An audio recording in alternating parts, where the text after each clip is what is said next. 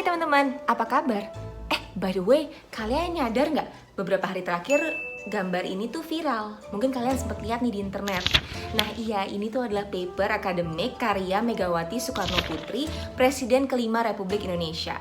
Paper ini diterbitkan di Jurnal Pertahanan dan Bela Negara edisi April 2021 menjelang pengukuhannya menjadi Guru Besar Tidak Tetap Universitas Pertahanan RI pada 11 Juni 2021. Kamu dan banyak orang, termasuk saya sebelumnya, mungkin bertanya-tanya nih, bagaimana bisa Bu Megawati, seseorang yang nggak berijazah S1, dipromosikan menjadi seorang guru besar?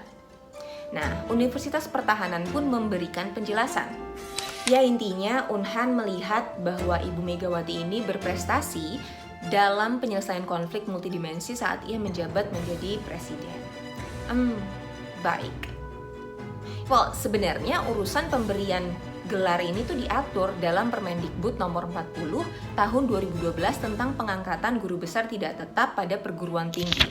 Nih, di pasal 1 ayat 1 dan 2 dijelaskan bahwa seseorang yang memiliki keahlian dengan prestasi luar biasa itu bisa diangkat jadi profesor atau guru besar tidak tetap oleh perguruan tinggi yang bersangkutan.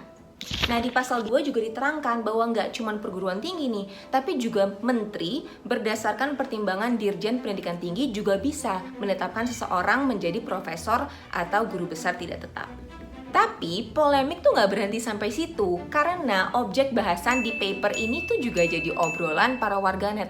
Tahu dong, mulut-mulut para netizen itu kan ibarat terawit ya, 10 biji mungkin. Makanya di paper ini tuh tertera jelas soalnya objek pembahasan adalah kebijakan Ibu Megawati saat ia menjabat menjadi presiden pada 2001 hingga 2004. Bahkan Zulfikar Amir, salah seorang akademisi Indonesia di Nanyang Technological University Singapura, ikut memberikan advice koreksi untuk paper ini. Kalau gitu gimana sih sebenarnya nulis karya akademis yang baik? Dan wajar nggak kalau seorang peneliti menjadikan dirinya sendiri itu objek penelitiannya? Yuk kita simak penjelasan Profesor Zulfikar Amir. Hai Prof, apa kabar Prof? Apa kabar Sharon? Alhamdulillah baik. Alhamdulillah baik. Nah, Ya. langsung aja ya Prof ya. Belakangan ini kan publik lagi ramai nih Prof membicarakan jurnal ilmiahnya calon profesor kehormatan Universitas Pertahanan, Ibu Megawati Soekarnoputri, yang mengkaji pengalamannya sendiri saat dirinya menjadi presiden 2001-2004 tuh Prof. Nah, kalau peer-reviewed journals itu kan seorang pakar bikin jurnal terus diulas lagi sama pakar yang lain. Mau dengar dong kalau dari Prof. Zulfikar seperti apa? Pertama-tama kalau kita lihat judulnya itu sebenarnya sudah agak janggal gitu ya. Coba di scroll up ke atas. Okay. Jadi judulnya adalah Kepemimpinan Presiden Megawati pada Era Krisis Multidimensi 2001-2004. Nah, ketika kita membaca ini, kita akan punya kesan bahwa yang menulis ini adalah bukan Presiden Megawati, karena yang menulis mencoba mendalami apa yang terjadi dan dampak dari kepemimpinan Presiden Megawati pada saat itu gitu. Jadi kita pasti udah dapat image bahwa oke, ini kayaknya ditulis oleh orang lain gitu, ya kan? Ketika kita membaca judul ini gitu.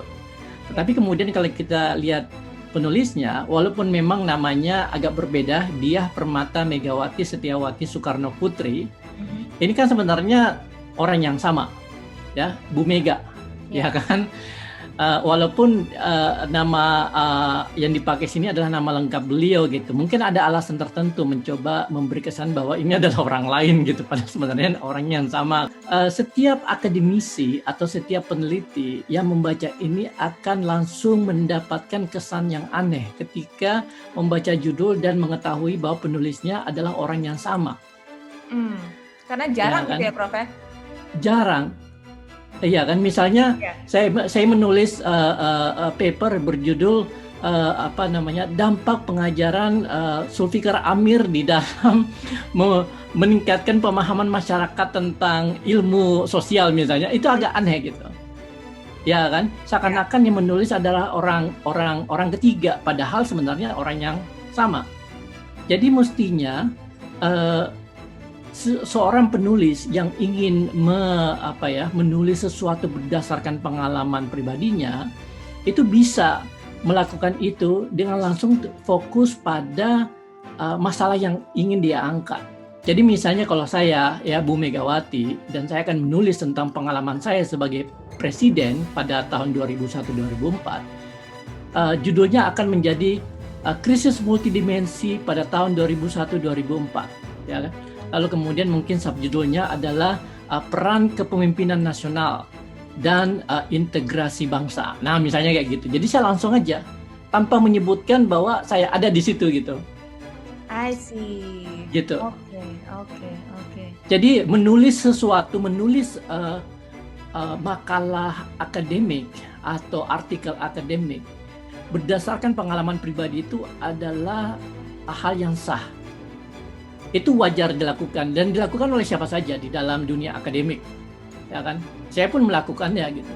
Tetapi kemudian kita harus mengakui bahwa ketika kita menulis itu, kita berada di dalam situasi yang kita analisa. Artinya kita adalah subjek dari apa yang kita tulis. Dan karena itu mestinya kita harus menggunakan kata pengerti pertama, misalnya saya atau aku. Nah di sini aneh kalau kita baca abstraknya ya.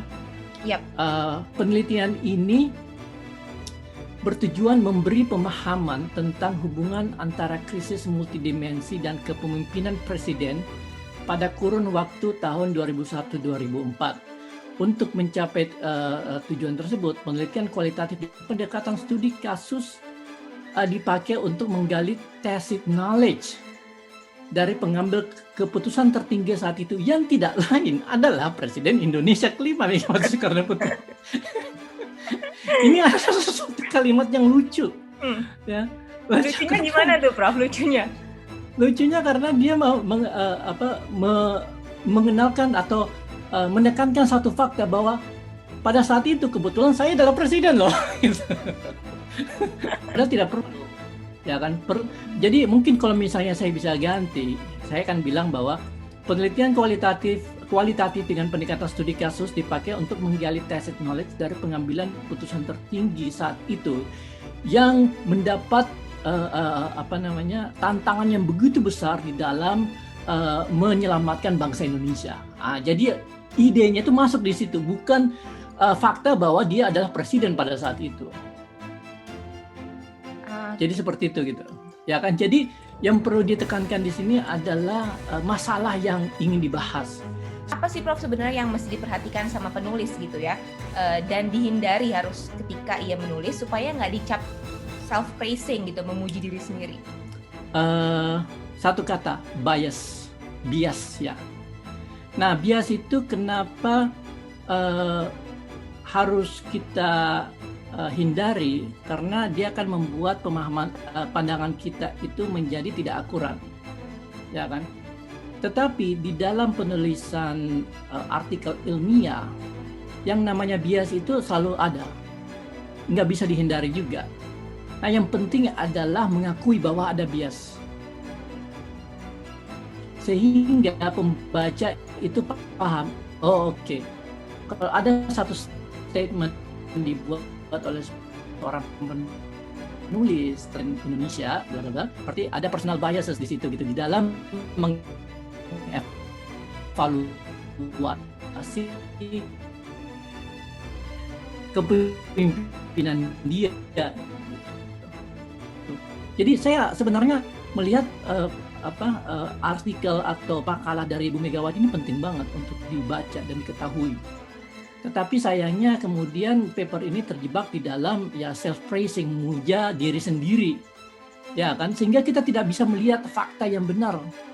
Ketika pun ada fakta yang diberikan, tetapi dalam kerangka yang penuh dengan bias, kita nggak tahu mana yang benar, mana yang tidak benar gitu. Padahal itu penting banget selama masa 2001 sampai 2004 itu adalah masa yang sangat kritis buat Indonesia, dan kita perlu tahu apa yang terjadi pada saat itu, sejarahnya seperti apa.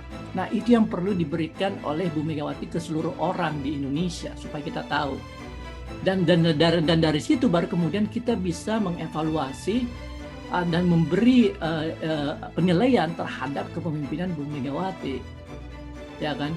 Nah, sayangnya dalam makalah ini dia langsung ke konklusi ya kan, kesimpulan yang basis argumennya itu lemah karena tidak ditunjukkan secara objektif. Nah, mungkin saran saya buat Bu Mega, karena sebentar lagi beliau menjadi guru besar tidak tetap, sebaiknya menulis lagi satu paper. Iya, memperbaiki yang ini gitu. Ada ide nggak, Prof? Ada ide nggak tentang apa gitu kira-kira? Ya mungkin sama, mungkin intinya sama, bahwa dia bisa menulis makalah berdasarkan pengalaman dia, tetapi jauh lebih objektif, jauh lebih clear gitu. Jadi kita bisa belajar langsung dari beliau, dari tulisan-tulisan dia gitu di jurnal akademik. Tapi ya itu tadi, tidak self-praising, tidak puji diri sendiri, paparkan fakta secara objektif, ya kan, apa yang terjadi, kesalahan-kesalahan yang dia buat atau keputusan-keputusan yang tepat yang dia ambil. Nah itu dipaparin aja begitu saja, secara jujur gitu. Itu kan jauh lebih bermakna gitu. Ya kan, misalnya keputusan dia menjual beberapa BUMN, kenapa? Itu kan pasti ada logikanya kan, ada rasionalitasnya kan. Nah itu coba dipaparkan sehingga kita paham, oh oke, kenapa itu dilakukan.